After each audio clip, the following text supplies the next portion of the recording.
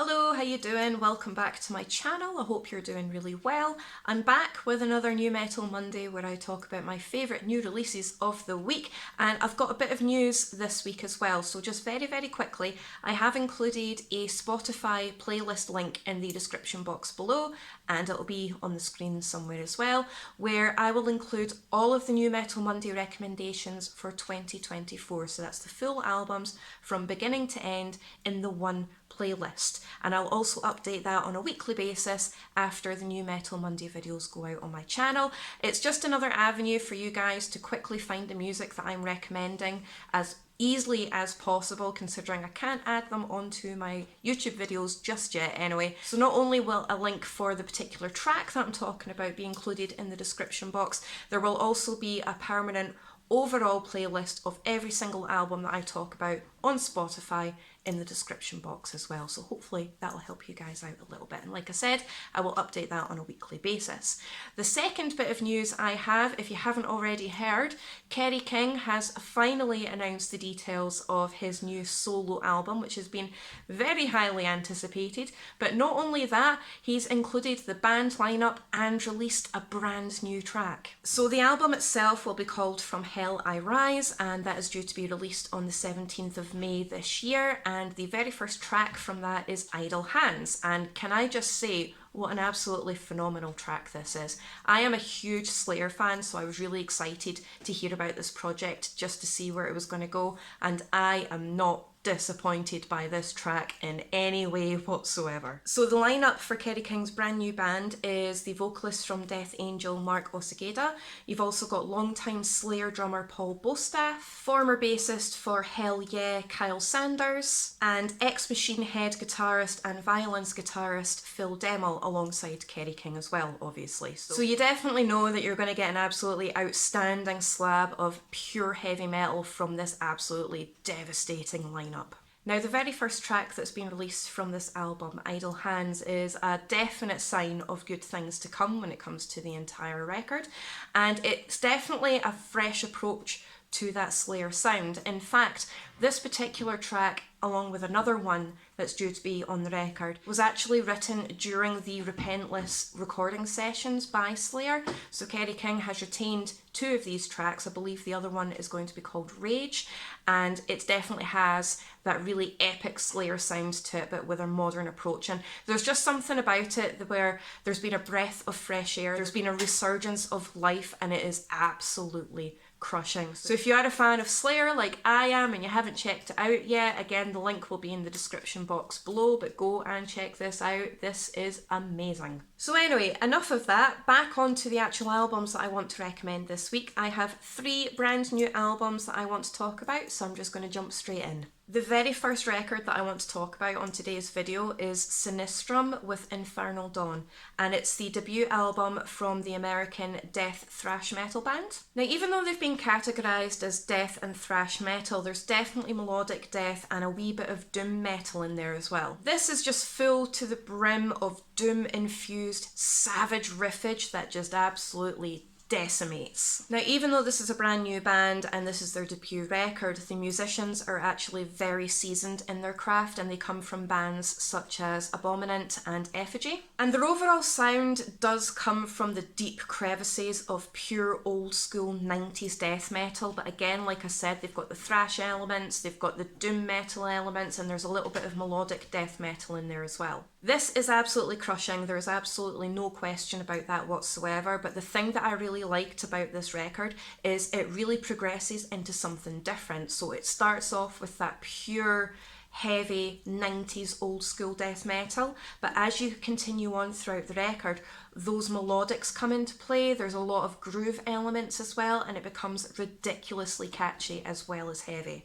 It's one of those records that completely transforms as it progresses, and it really highlights the importance of listening to an entire record before you form an opinion on it. But overall, the album just gets better and better the more you listen to it. Thunderous blast beats and an excellent balance between that really frantic, thrashy shredding and really addictive melodies and riffage. Not to mention the fiery solos that just soar out of nowhere. The vocal style throughout this record is primarily demonic gutturals and that really rasping kind of scream. So if you are a fan of the likes of Pestilence, Old School Hypocrisy and the Carnal Savagery album that I recommended to you last week, you're definitely going to want to check out this one. A definite standout moment for me on this record was Legacy in Barbarity, and it is a prime example of what I was talking about the change in style and how things can change up as you progress through the record. It is every bit as ferociously death metal as the beginning of the record, but they do play around with a lot of melodies and addictive riffage. The solo in this is absolutely incredible. It is so rich, and it's the only track on the entire record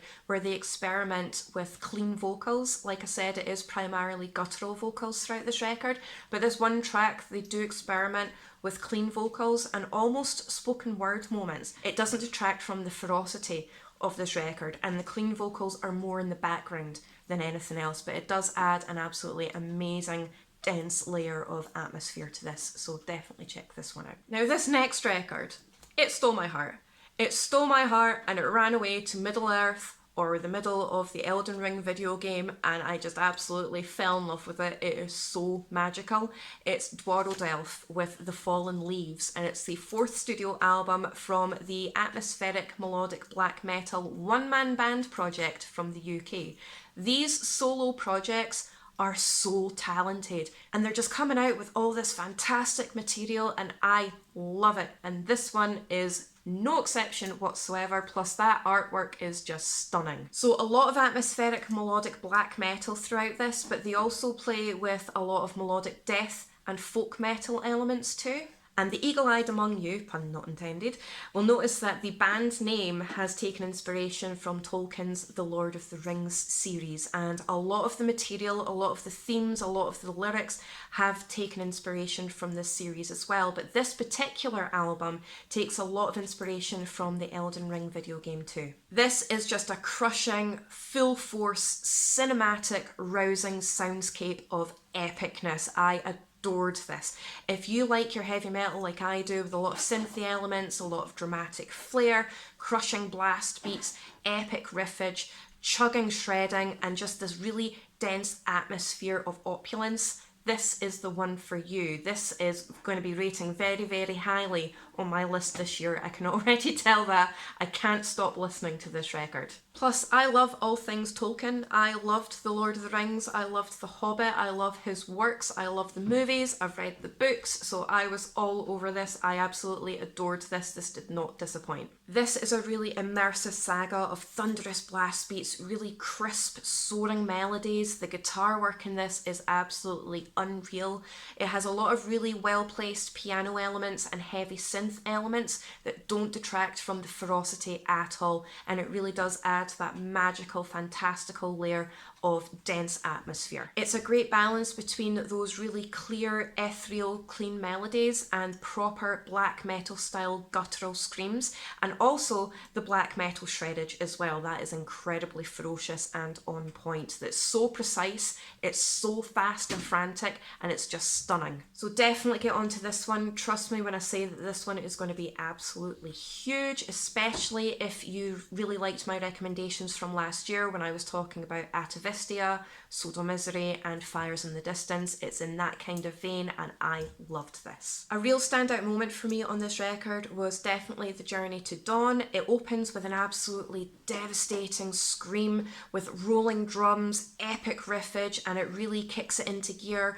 A lot of really cool ethereal piano elements, and it eases into some really cool guitar melodies, thunderous blast beats, and lots more epic ethereal piano and heavy synth presence. Now the entire record as a whole is very grandiose and it is very opulent, but this particular track really showcases the musical prowess and the instrumentation throughout, and it's just absolutely gorgeous, so definitely check this out. Okay, so last up on my list, but certainly by no means least, I have Latos with Caesarenia, and it is the 3rd studio album from the melodic blackened death metal band from Brazil. Now I'm going to be honest with you, I absolutely adored this record from beginning to end. A lot of really sinister, dark, atmospheric, catchy black metal with melodic death metal and doom and folk elements with a lot of really heavy orchestration that adds a really dense atmosphere, and I loved this. Frantic lightning speed riffage, some really deep rasping black metal style vocals. This is a gorgeously precise but absolutely devastating slab of melodic blackened death metal. It just screams extravagance and dark elegance, and it really sucks you in and takes you on a journey of really epic symphonic soundscapes and black metal. So if you are a fan of the likes of the Anima Heretique album that I recommended last year, along with Volcandra and Vulg, you're definitely going to want to get onto this. Really dense, atmospheric black metal with death metal elements,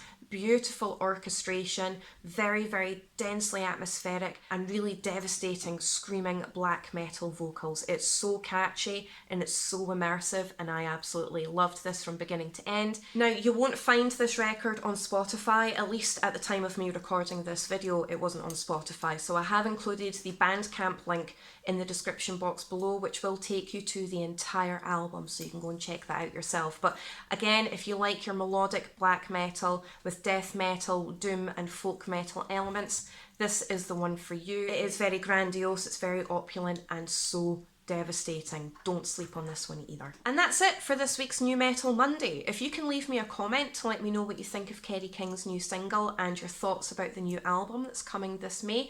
And once again, let me know what you think of the albums that I've recommended this week, and if you have any of your own recommendations, please pop them in the comment section below and I will get them checked out. If you can like, share and subscribe, I really do appreciate your support as always. I am currently working on a new album ranking, so that will be coming very, very soon. Thank you so much for all of your support as always, and I will see you very soon in my next video.